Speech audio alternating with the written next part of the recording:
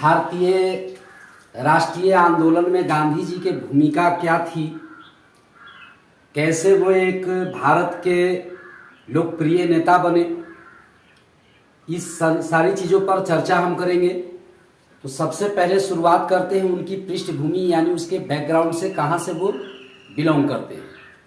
तो बच्चों, गांधी जी का जो जन्म हुआ था वो 2 अक्टूबर 1869 ईस्वी को गुजरात के पोरबंदर में हुआ था। जन्म कब हुआ था? 2 अक्टूबर 1869 गुजरात के पोरबंदर में उनका जन्म हुआ था। उनके पिता का नाम करमचंद गांधी था और उनके माता का नाम पुतलीबाई गांधी था। पत्नी यानी उनकी 13 वर्ष की उम्र में ही उनकी शादी हो गई थी, तो पत्नी का नाम था कस्तूरबा गांधी। पत्नी का नाम कस्तूरबा गांधी था और ये हाई स्कूल के पढ़ाई करने के बाद जो है वकालत की पढ़ाई करने के लिए 1888 ईस्वी में लंदन चले गए और 1891 ईस्वी में वो वकालत की पढ़ाई करके लंदन से वापस भारत लौट आए। यानी ये लंदन में लगभग जो है 2.5 साल 3 साल रहे और उसके बाद इनकी जरूरत थी अब वकालत करने का, वकालत शुरुआत करने का। तो उसी समय दक्षिण अफ्रीका से एक मुसलमान व्यापारी जिसका नाम दादा अब्दुल्ला था, वो खबर भेजा है इनको दक्षिण अफ्रीका में अपने केस लड़ने के लिए। तो दादा अब्दुल्ला के केस लड़ने के लिए ये 1893 ईस्वी में ये वापस फिर कहाँ गए? दक्षिण अफ्रीका गए। तो इनकी आंदोलन की शुरुआत दक्षिण अफ्रीका से ही हो जाती है, क्योंकि वहां भी अंग्रेजों का शासन था, वहां भी गोरे काले का भेदभाव होता था। तो उनको ये बात वहां से ही पता चला था कि अंग्रेज लोग जहां भी हैं वहां हम लोगों को परेशानी करते हैं। तो आइए आगे बढ़ते हैं। सबसे पहले ये दक्षिण अफ्रीका कब गए? 1893 ईस्वी में। किसके लिए गए थे वो? दादा अब्दुल्ला, एक मुसलमान व्यापारी दादा अब्दुल्ला थे जिनका केस लड़ने के लिए गए थे। दादा अब्दुल्ला ने ही अपने पूरे खर्चे पर गांधी जी को दक्षिण अफ्रीका बुलाया था। तब वहीं पर ये जो है दक्षिण अफ्रीका में डरबन से प्रिटोरिया जा रहे थे। डरबन से प्रिटोरिया दोनों जो है से दक्षिण अफ्रीका में जगह का नाम है। उसमें एक रेलगाड़ी से यानी ट्रेन से यात्रा कर रहे थे प्रथम श्रेणी बोगी में। वहां पर एक अंग्रेज अधिकारी जो है इनको देखा और गोरा काला के भेदभाव कर करके इनको प्रथम श्रेणी के बोगी में से, इनको डब्बा में से इनको क्या किया? उतार दिया गया। और ये घटना हुआ था डरबन से प्रिटोरिया की यात्रा में मेरिन्सबर्ग नाम के स्टेशन पर। ठीक है ना, मेरिन्सबर्ग नाम के स्टेशन पर जो है उनको ट्रेन से उतार दिया गया था। अब आगे क्या कहता है? जब वहां पर रहे, जब ये इस तरह के भेदभाव देखे, यहां तक कि कहा जाता है कि दादा अब्दुल्ला के केस लड़ने के लिए जब गए थे वो कोर्ट में, तो वहां का जो जज है इनके पगड़ी तक उतरवा लिया था। तो इसीलिए ज्यादातर कभी कभी लोग कहते हैं कि मजबूरी का नाम महात्मा गांधी। तो यानी इनके पास क्या मजबूरियां थी कि उनको ट्रेन से भी उतरना पड़ा, अपने पगड़ी उतार करके रख देना पड़ा। तो इसीलिए ये सब बात कभी कभी आ जाती है चर्चा में। चलिए, तो उन्होंने ये 1894 ईस्वी में क्या किया? वहां पर अंग्रेजों से लड़ने के लिए नडाल इंडियन कांग्रेस की स्थापना की दक्षिण अफ्रीका में। याद रखिएगा, दक्षिण अफ्रीका में उन्होंने नडाल इंडियन कांग्रेस की स्थापना की। कब किया था? 1894 ईस्वी में। ये सारी घटना भी दक्षिण अफ्रीका की है। भारतीय राष्ट्रीय आंदोलन की शुरुआत गांधी जी की होती है 1915 के बाद से, क्योंकि वो दक्षिण अफ्रीका से लौटे थे 9 जनवरी 1915 ईस्वी को, जिसके याद में जो है प्रत्येक वर्ष 9 जनवरी को भारतीय प्रवासी दिवस के रूप में मनाया जाता है। याद रखिएगा, भारतीय प्रवासी दिवस के रूप में मनाया जाता है 9 जनवरी को। क्यों?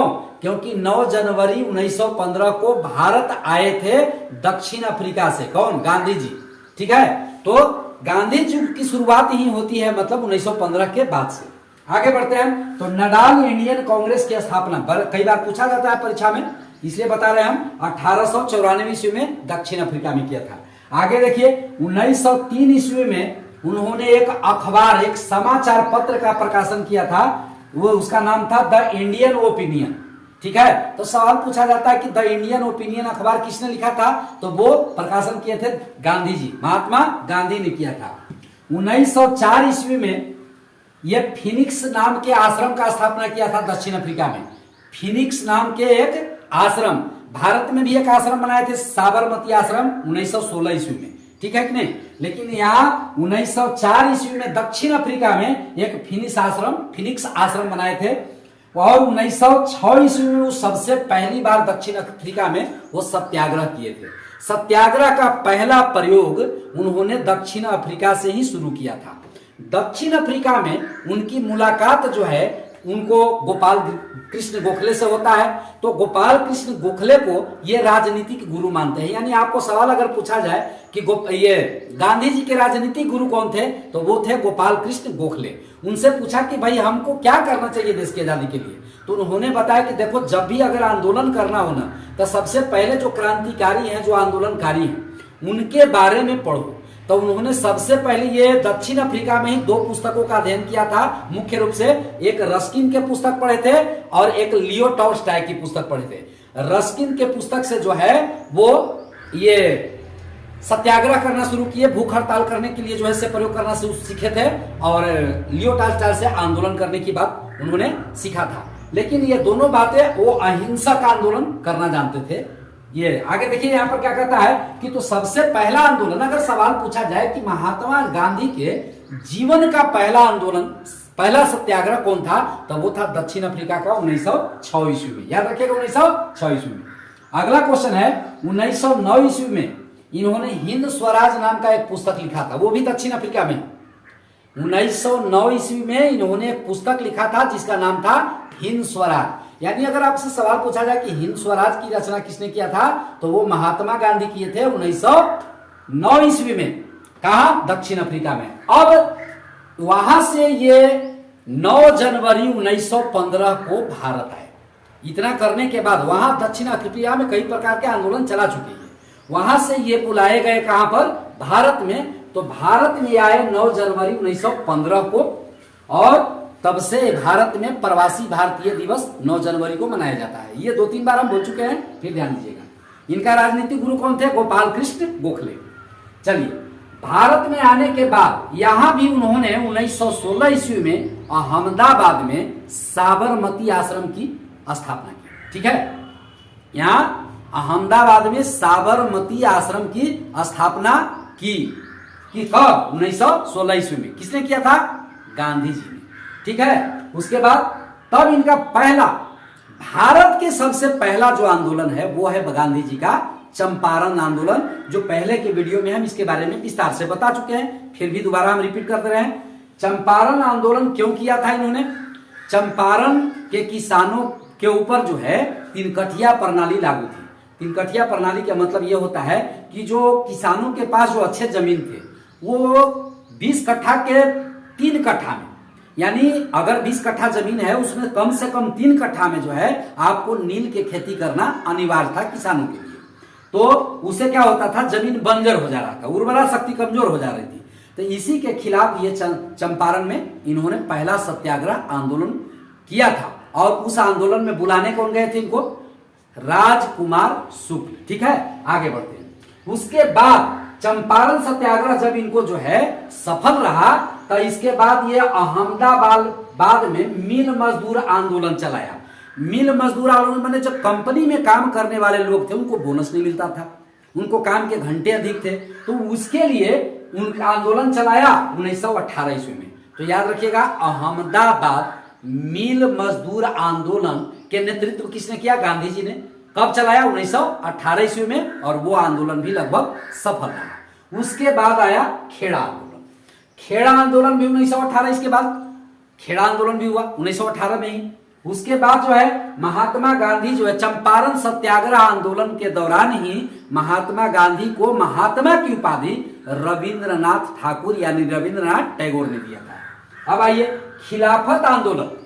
खिलाफत आंदोलन 1919 से लेकर के 1922 ईस्वी तक चला। इसकी शुरुआत अली बंधुओं ने किया था। मोहम्मद अली और शौकत अली नाम के 2 व्यक्ति थे, लेकिन उसका नेतृत्व बाद में किसने किया? ये गांधी जी ने किया। तो खिलाफत आंदोलन क्या था? खिलाफत आंदोलन था कि तुर्की के जो मुसलमानों, मतलब तुर्की के एक राजा हुआ करते थे जो जिनको खलीफा कहा जाता था, वो पूरे विश्व के मुसलमानों के गुरु थे। उनकी बात, लेकिन अंग्रेजों के द्वारा उनको जो है परेशान किया जाता था, उनको बेइज्जत किया जाता था। तो इसी के लिए भारत में यह आंदोलन शुरू किया गया अली बंधुओं के द्वारा। और ये गांधी जी उसमें क्यों शामिल हुए? क्योंकि गांधी जी चाहते थे कि भारत के आंदोलन में, अंग्रेजों के खिलाफ जो आंदोलन है, उस आंदोलन में मुसलमान भी हिस्सेदारी ले, भागी बने। तो इसीलिए खिलाफत आंदोलन उन्होंने चलाया। रॉलेट एक्ट आया मार्च 1919 ईस्वी में। रॉलेट एक्ट, देखिए जिस समय यह आंदोलन सब चल रहा था भारत में, गांधी जी का उस समय प्रथम विश्व युद्ध चल रहा था। 1914 से लेकर के 1918 तक के जो है प्रथम विश्व युद्ध चला था। तो 1917 से इनका आंदोलन शुरू हुआ था। तो समझिए उस समय प्रथम विश्व युद्ध का काल चल रहा था। तो आगे देखिए, रॉलेट एक्ट जो है मार्च 1919 ईस्वी में लागू किया गया। ठीक है, तो रॉलेट एक्ट में क्या हुआ था? बिना अपील, बिना दलील, बिना वकील के कानून, जो एक काला कानून था जिसका विरोध इन लोगों ने किया था। आगे देखिए, असहयोग आंदोलन, गांधी जी के द्वारा चलाया गया सबसे बड़ा अगर कोई आंदोलन था भारत में तो वो था असहयोग आंदोलन, जो 1920 ईस्वी में शुरू हुआ था। इसकी शुरुआत, प्रस्ताव तो शुरू हुआ तो सबसे पहले ये कलकत्ता के अगस्त अधिवेशन में ही, लेकिन उस समय पारित नहीं हुआ। तो ये नागपुर के अधिवेशन में जो है दिसंबर में पारित हुआ। और ये उस समय बहुत तेजी के साथ आंदोलन चला और 1920 से लेकर के 1922 तक चला। लेकिन यह आंदोलन बंद क्यों करना पड़ा गांधी जी को? चौरी चौरा कांड के कारण। 5 फरवरी 1922 ईस्वी को गोरखपुर के, उत्तर प्रदेश के गोरखपुर के पास चौरी चौरा, एक गोरखपुर में चौरी चौरा एक जगह है जहां पर 21 सिपाही और एक थानेदार, लगभग 22 लोगों को फरवरी के महीना में सीधे सीधे फराई कर दिया आंदोलनकारियों ने। पूरी तरह से उनको जिंदा जला दिया, थाना को घेर करके आग लगा दिया मिट्टी के तेल छिड़क करके, और उसी में सब जल करके मर गए। लेकिन गांधी जी जो है वो अहिंसावादी प्रवृत्ति के थे। वो कहे कि आप बताइए इस तरह के हिंसात्मक आंदोलन बढ़ेगा तो ये ठीक नहीं है। इसलिए उन्होंने आंदोलन को वापस लेने की घोषणा कर दिया। और 12 फरवरी, लगभग 11-12 फरवरी को 1922 ईस्वी को असहयोग आंदोलन वापस हो गया। लेकिन जब यह सहयोग आंदोलन वापस लिए तो भारत के जो क्रांतिकारी जो नेता थे इनसे बहुत ज्यादा नाराज हो गए। और उसी समय ये एनी बेसेंट, देखिए ये असहयोग आंदोलन को एनी बेसेंट ने इसे मूर्खतापूर्ण आंदोलन कहा था। तो कभी कभी ये भी सवाल कहा जाता, पूछा जाता है आपको कि असहयोग आंदोलन को मूर्खतापूर्ण आंदोलन किसने कहा था? तो एनी बेसेंट ने कहा था। याद रखिएगा, चौरी चौरा कांड कब हुआ? 5 फरवरी 1922 ईस्वी को उत्तर प्रदेश के गोरखपुर के चौरी चौरा में। ठीक है, अब जो है कांग्रेस से परेशान होकर के अंत में फिर जो है पंडित मोतीलाल नेहरू और चित्तरंजन दास, ये दो व्यक्ति जो है मिल करके और एक अपनी अलग पार्टी बना लिया जिसका नाम था स्वराज पार्टी, जिसकी स्थापना 1923 ईस्वी में इलाहाबाद में हुआ था। याद रखिए कौन कौन किए थे? पंडित मोतीलाल नेहरू और चित्तरंजन दास, सीआर दास। कहां किए थे? इलाहाबाद में। कौन सी पार्टी? स्वराज पार्टी की स्थापना 1923 ईस्वी में किया गया था। और उसके बाद आगे देखिए, गांधी जी जो है 1922 ईस्वी में अंग्रेजों के द्वारा गिरफ्तार कर लिए गए और इनको 6 साल की सजा सुनाई गई। लेकिन ये 6 साल की सजा तो इनकी मिली, लेकिन जैसे ही ये जेल में गए वहां बीमार रहने लगे। तो इसके कारण जो है से अंग्रेज लोग इनको क्या किया, 1924 में इनको छोड़ दिया और वहां से ही सीधे भागे और पहुंच गए कर्नाटक के बेलगाम में। कांग्रेस का अधिवेशन चल रहा था, उस अधिवेशन में जाकर के इन्होंने अध्यक्षता किया कांग्रेस का। यानी कांग्रेस के पहला और अंतिम अध्यक्ष गांधी जी बने 1924 ईस्वी में। कहा? बेलगाम अधिवेशन में। याद रखिएगा, कर्नाटक के बेलगाम अधिवेशन में। अब आगे बढ़ते हैं, गांधी दास समझौता भी हुआ था। गांधी जी और चित्तरंजन दास के बीच में एक समझौता हुआ था, वो हुआ था 1924 ईस्वी में। उसके बाद सविनय अवज्ञा आंदोलन शुरू किया गया। असहयोग आंदोलन के बाद अगर सबसे बड़ा आंदोलन फिर जो शुरू हुआ वो हुआ 1930 ईस्वी में। कब? 1930 ईस्वी में 12 मार्च 1930 ईस्वी को दांडी यात्रा से शुरू हुआ। यानी दांडी यात्रा शुरू हुआ था 12 मार्च 1930 ईस्वी को। सविनय अवज्ञा आंदोलन के मतलब होता है कि नम्रता के साथ, निवेदन के साथ हम अंग्रेजों की आज्ञा का उल्लंघन करेंगे। तो उस समय अंग्रेज लोग जो है ना, हमारे देश में जो है से हमारे देश के निवासियों को नमक नहीं बनाने देते थे और भारत से मतलब बनाए हुए नमक को वो कई गुना मुनाफा लेकर के भारतीयों को ही बेचते थे। तो ये बहुत दिक्कत थी, इसीलिए इन्होंने दांडी यात्रा शुरू की और 6 अप्रैल 1930 ईस्वी को ये दांडी पहुंच करके और ये नमक बना करके नमक कानून को तोड़ा और ये आंदोलन को शुरुआत किया। तो सविनय अवज्ञा आंदोलन की शुरुआत दांडी यात्रा से हुआ था। उसके बाद हालांकि ये जो है सविनय अवज्ञा आंदोलन 1930 से शुरू होकर के लगभग 1934 तक चला था, लेकिन बीच बीच में बंद हो गया था। उसके बीच में गांधी और इरविन के बीच एक समझौता हुआ था दिल्ली में, जिसको दिल्ली समझौता या गांधी समझौता भी कहा जाता है 1931 ईस्वी में। और बाकी के जो बातें जो गांधी युग से अभी बहुत सारी बातें हैं उसके बारे में हम चर्चा नेक्स्ट वीडियो में करेंगे, इसलिए इस वीडियो को आप जरूर देखें और आगे का इंतजार करें। बस कल ही डालेंगे हम इस वीडियो को। जय हिंद।